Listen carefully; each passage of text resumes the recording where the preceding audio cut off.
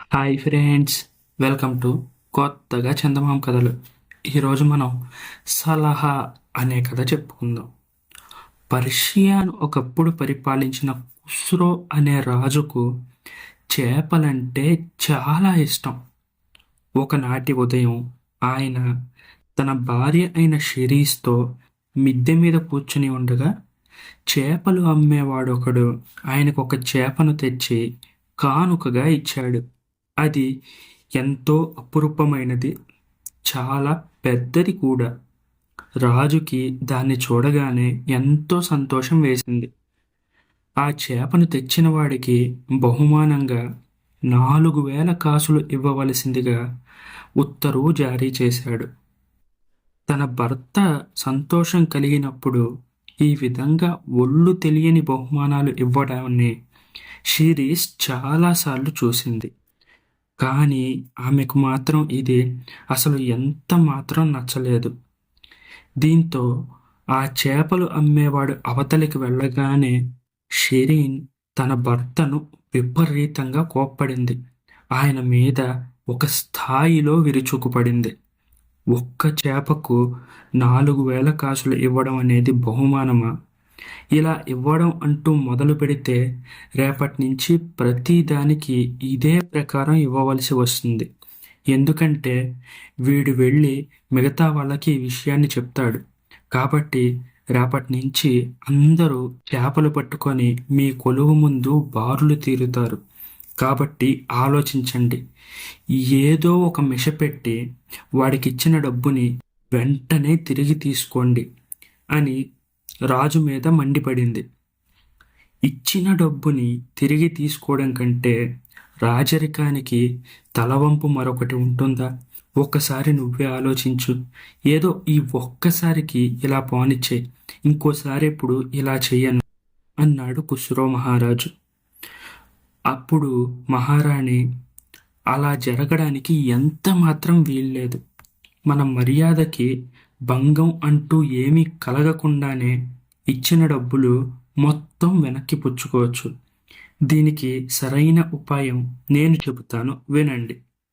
ఆ చేపలు పట్టేవాడిని వెనక్కి పిలిపించండి. ఆ చేప మగద ఆడద అని అడగండి. ఒకవేళ అది మగదని వాడు అంటే మగది అక్కర్లేదు, ఆడచేప కావాలని చెప్పి ఆ చేపని వాడికి తిరిగి ఇచ్చేసేయండి. అది ఆడచేప అని వాడంటే మగ చేప కావాలని అడగండి అని షిరీన్ తన భర్తకు ఎంతో నమ్మకంగా సలహా ఇచ్చింది. ఖుస్రోకు రాణి అంటే చాలా ఇష్టం.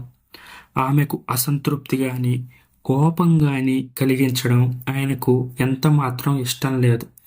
ఎందుకంటే ఆమెకు కోపం వస్తే ఈయన ఎంతో బాధపడతాడు. అందువల్ల తన మనసు బాధపడినప్పటికీ ఆ చేపలు అమ్మేవాణ్ణి ఆయన వెనక్కి పిలిపించాడు. ఏం బాబు, ఈ చేప ఆడదా మగదా అని అతనికి ఒక ప్రశ్న వేశాడు.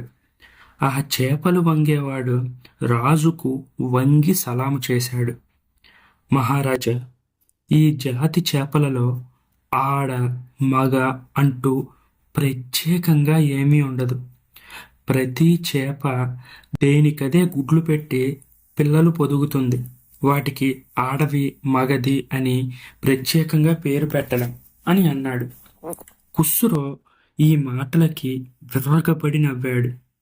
ఆ చేపలమ్మేవాడికి 4,000 కాసులకి బదులు 8,000 కాసులిమ్మని ఉత్తరువు జారీ చేశాడు. అంత డబ్బు తానే స్వయంగా లెక్కించి ఆ చేపలు అమ్మేవాడి బుట్టలో వేశాడు.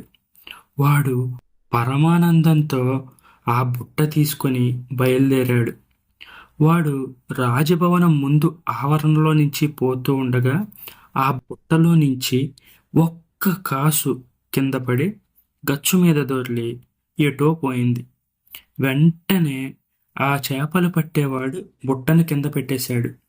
చుట్టుపక్కల అంతా జాగ్రత్తగా వెతికాడు. ఆ పడిపోయిన కాసు దొరికేంత వరకు ఏరుకొని సంతోషంతో దాన్ని బుట్టలో వేసుకున్నాడు. ఇదంతా మిద్దె మీద నుంచి ఖుస్రో మహారాజు అతని భార్య చూస్తూనే ఉన్నారు. చూసారా ఎంత నీచుడో!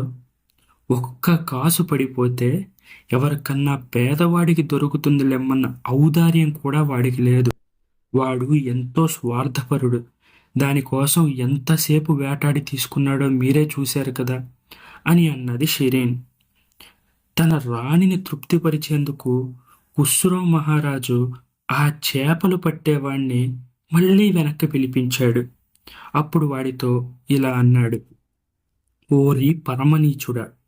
ఒక్క వెండి కాసు పడిపోతే అది ఏ పేదవాడికైనా దొరుకుతుందిలే అని ఊరుకోకుండా బుట్టెడు కాసులు అవతల పెట్టి ఆ ఒక్క కాసు కోసం ఎంత కష్టపడి వెతికామో మేమిక్కడి నుంచి చూస్తూనే ఉన్నాం.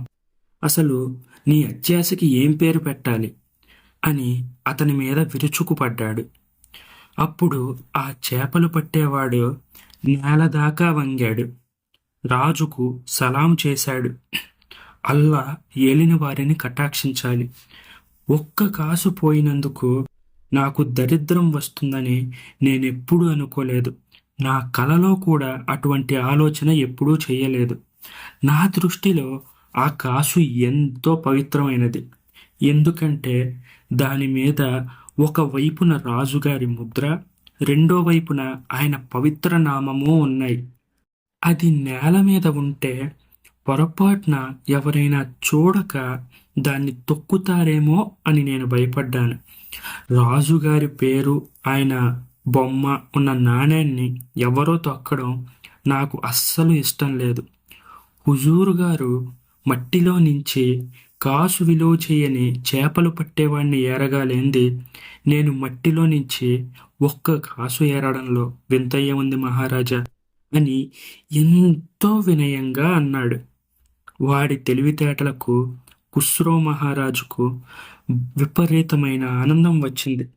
వాడికి మరో 4,000 కాసులు అదనంగా బహుమతి ఇప్పించి పంపేశాడు.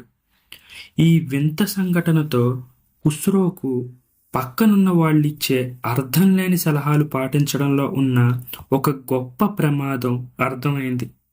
అందుకని ఆ రోజే ఆయన నగరమంతటా ఈ విధంగా చాటింపు వేయించాడు: పక్కన వాళ్ళు ఇచ్చే సలహా ప్రకారం ఎవ్వరూ నడుచుకోవద్దు.